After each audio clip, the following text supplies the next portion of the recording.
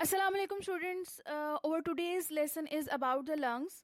So we will discuss first that all the alveoli on one side constitute a lung.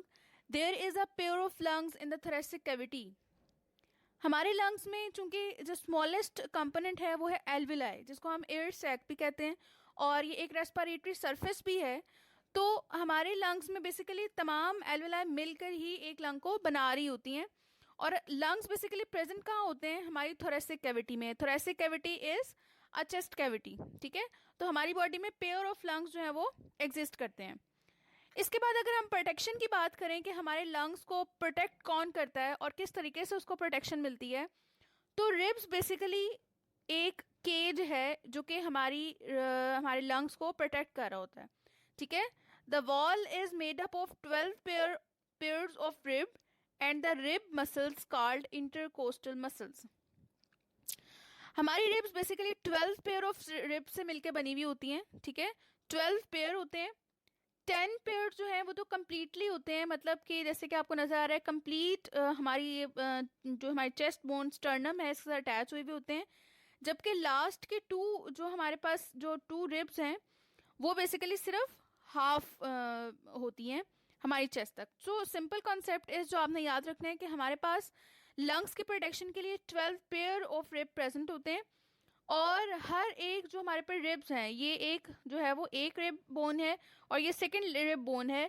2 rib bone के दरमियान में यहाँ पर कुछ मसल्स होते हैं जो कि इनको अटैच कर रहे होते हैं। उन मसल्स को हम कहते हैं इंटरकोस्टल मसल्स।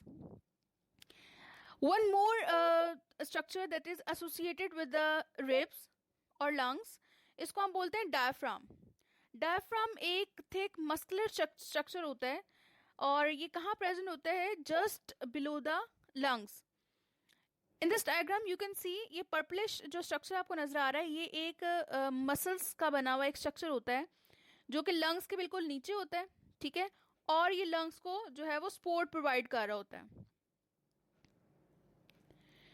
नेक्स्ट हम देखेंगे कि लंग्स का स्ट्रक्चर क्या है, ठीक है, मॉर्फोलॉजी क्या है।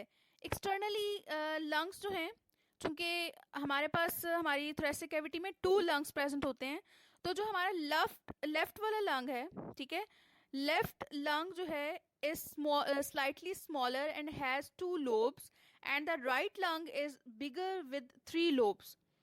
जैसे कि डायग्राम में आपको नजर आ रहा है, ये हमारा राइट लंग है और ये लेफ्ट वाला है। लेफ्ट वाले लंग में आपको यहाँ पर 2 ही सेक्शंस नजर आ रहे हैं। इन सेक्शंस को हम कहते हैं लोब्स। तो ये लेफ्ट लंग में सुपीरियर लोब हो गई और ये इंफीरियर यानी नीचे वाली लोब है। अगर हम राइट वाले लंग की बात करें तो राइट वाले लंग में हमारे पास 3 लोब्स हैं। Superior lobe, superior section, middle section है, और इंफीरियर यानी नीचे सबसे नीचे वाला जो है सेक्शन है, इसको हम इंफीरियर लोब कहते हैं। लंग्स जो है बेसिकली स्पॉन्जी इन टेक्सचर होते हैं और इलास्टिक ऑर्गन है। स्पॉन्जी का मतलब है कि चूंकि इसमें एयर का गुजर होता है, मतलब एयर आ रही है और एयर निकल रही है, तो ये खाली जगह बेसिकली होती हैं जो कि एयर को ट्रैप कर रही होती हैं। तो स्पॉन्ज लाइक इसका टेक्सचर होता है हमारे लंग्स का। और इसके साथ साथ जो हमारे लंग्स हैं उनमें बहुत ज़्यादा ब्लड वेजल्स एग्जिस्ट कर रही होती हैं, और ये ब्लड वेजल्स जब जो है वो डिवाइड करती हैं तो इनके डिवाइड करने से और इनके मिलने से पल्मोनरी आर्टरी और पल्मोनरी वेन्स जो है वो बन रही होती हैं।